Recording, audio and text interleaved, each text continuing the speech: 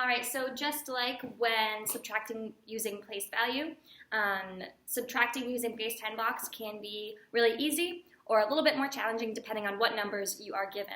So I'm going to use these numbers again, 238 minus 122, to show you how to solve using our base 10 block drawings.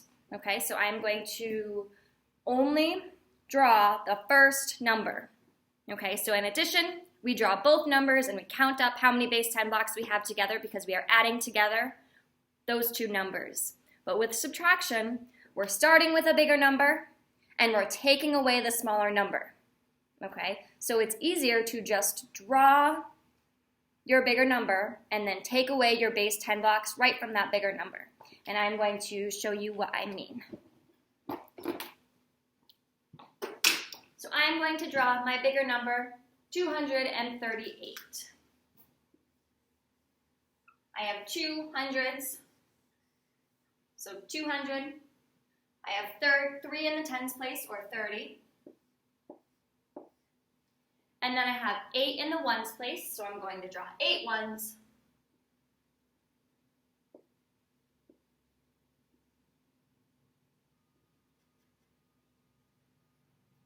Okay, so now what I am going to do is I am going to take away my 122 from this number that I have right here, because this is 238 drawn, and I'm just going to take away the 122 right from these base 10 blocks.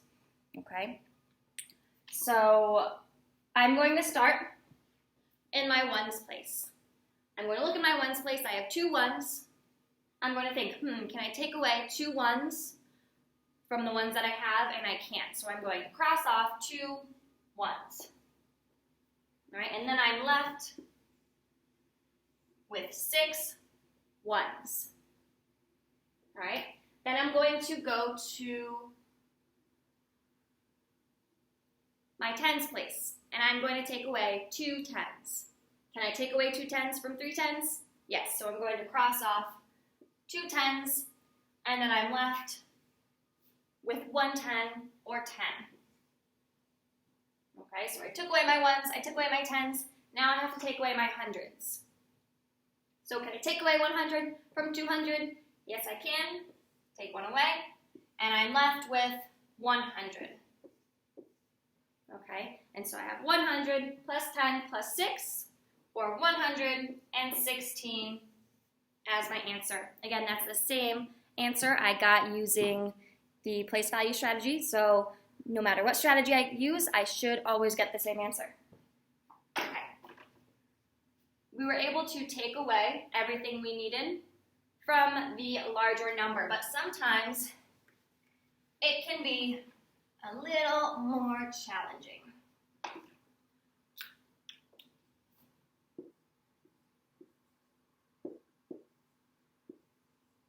Okay, so again, using 116, taking away 82. All right, I am going to, just like I did with the problem before, draw my 116 and take away my 82 base 10 blocks right from there. So 100.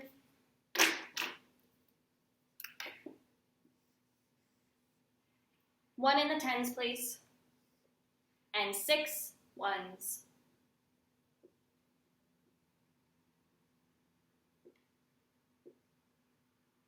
Okay, and then I am going to think about this number, and I am going to take that away by place value. So I'm going to look at my ones place. I have 2 in my ones place. I can take away 2 ones from my 6 ones. So I'm going to cross off 1, 2, and I'm left with 4 ones. And I took away my ones. But now I get to my tens place, and I have to take away 8 tens. But I look here, and I'm a little confused because I only have 1 10. So just like when we were subtracting using place value, we need to look at other place values to find those 8 tens. Okay? So I'm going to go to this 100 over here. And I know that 100 is the same thing as 10 tens.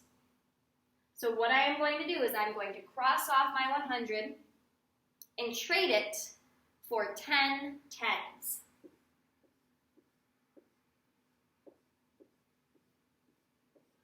10, 20, 30, 40, 50, 60, 70, 80, 90, 100.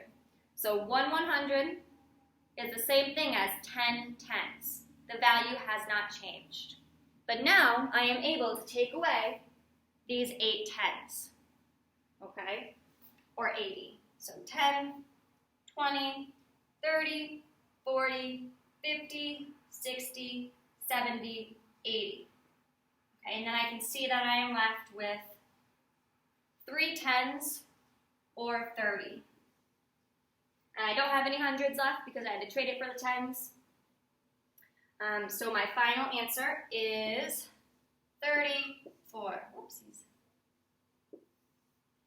Okay, so always looking at the other place values and trying to trade 10 tens for a 100 or 10 ones for a 10 so that you are able to subtract and take away the numbers that you need to from that bigger number. Okay, go ahead and solve the problems on the next slide using base 10 blocks.